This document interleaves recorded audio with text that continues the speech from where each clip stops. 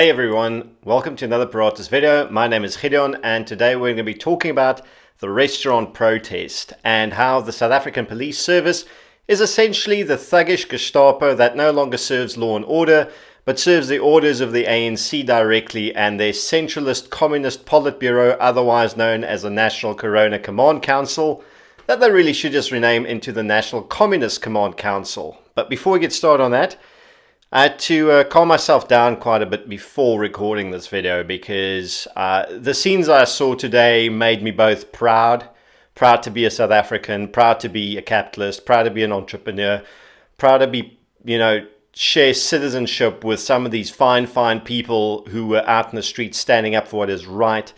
And at the same time, I was deeply angered to an extreme degree by the thuggish intimidation and antics of what should be a police service with their motto, Bato Pele, people first. The people did not come first today, as far as the conduct of the South African police service is concerned. The people came last. What came first was the ANC. What came first was their political masters, because I'm not going to say their master is the law and order anymore. Their master is the ANC. However, that being what it is, so I was off to the shooting range this morning to go do a bit of training, keep my proficiency up and going. And on the way there, I noticed an extensive increase in the amount of beggars that I normally see. And a lot of them are clearly well-groomed middle-class people. And I had a bit of a conversation with some of them. The vast majority, well over 90% of these people, former waiters, restaurant employees, hospitality industry employees, involved somehow in tourism, involved in the industries that the ANC killed and destroyed and put to the sword with this lockdown. For the past 4 months, these people have nothing left. They are forced to resort to begging on the streets to survive, whereas they were previously meaningfully, productively employed. They were proud, they were independent. They have been reduced to this. They have been emasculated and humiliated by an evil communist regime and their thuggish bully boys in blue uniforms. And the lack of understanding from a lot of people that don't seem to get what this is about. They don't seem to get what these protests are about. First thing, to those brave heroes, those men and women today, the restaurateurs, the waiters, the chefs, the cleaning staff, the suppliers, everyone that has stood shoulder to shoulder in this country today, from Cape Town to Franschhoek, to Hermanus, Swellendam, Johannesburg, Bloemfontein, Durban, wherever you are today, wherever you participated in this peaceful protest for your right to engage in productive activity, productive economic activity, uplifting economic activity, to pay your bills, to do honest work. You are heroes. You guys and you girls, you men and women, stand proudly. Be proud. Give each other a pat on the back for what you've done today. I'm going to applaud you for what you've done today, because that was bravery, that is true grit, that is true pioneering spirit, and that's standing up for what's right and what's righteous and what should be true. And we'll get to the rest of it in a moment, but what people don't seem to understand about the restaurant industry, the hospitality industry, it's not just one industry.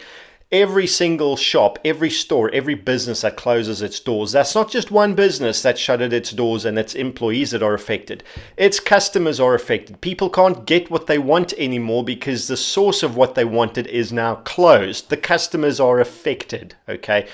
And in many cases, some of them are materially affected. It's not just a case of it's a nice to have. For many people, these stores, these businesses supply essentials. Then, of course, the business itself, the owners lose their investment, they lose their dream, they lose everything they put their money and their time and their love and blood, sweat and tears into. They also lose their incomes. The employees lose their incomes. They now have nothing to take home to feed their families, to keep roofs over their heads, the money that they spent in their own communities and supporting businesses in their own communities wherever they are, that no longer happens because they don't have an income to spend it. Are you beginning to get a picture of this multiplier effect through society and through the economy, and why even the loss of a single business has devastating economic ripple effects? We're talking about suppliers that are no longer supplying, that they've lost a valuable customer that no longer buys what they manufacture and that no longer generates an income for them, so they might need to downscale or even go out of business themselves. It's the same with the liquor industry. The ban on alcohol has meant that not only is the production, distribution, retail, sale, and logistics behind moving alcohol around and selling it, those aren't the only things affected. Glass makers are affected, label makers are affected. It's a huge impact all over the place from trying to destroy a single industry by the ANC.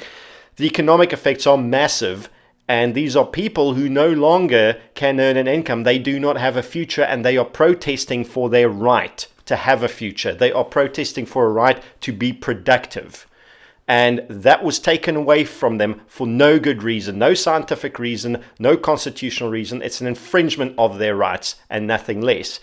What do the South African Police Service do? We've had a massive increase in contact crimes, violent interpersonal crime over the past couple of months, especially as lockdown is being lifted. There are hijackings of courier vehicles. There are burning and stonings of trucks. There are attack on foreigners. There are attack on farmers getting murdered. A humongous upsurge in farm attacks.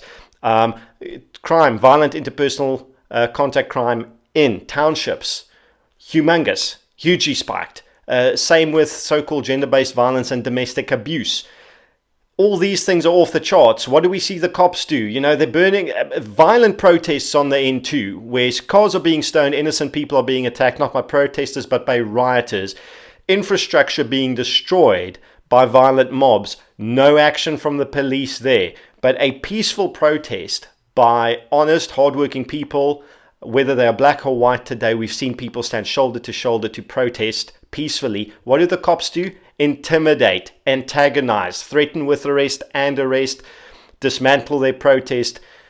The police are behaving abhorrently. If you're a police officer, you should be ashamed of yourself. You should be ashamed of the conduct of your colleagues and your superiors today. If you haven't opened your mouth, and some of you have, if you're a policeman that have protested against this, and I'm aware of a handful of you, well done. Okay, you are one of a gallant few. But for the rest of that sick, sycophantic, disgusting, and disgraceful organization, you should be ashamed of yourselves. You are not servants of the law. You are servants of the ANC. You are a petty Gestapo. You are the Stasi.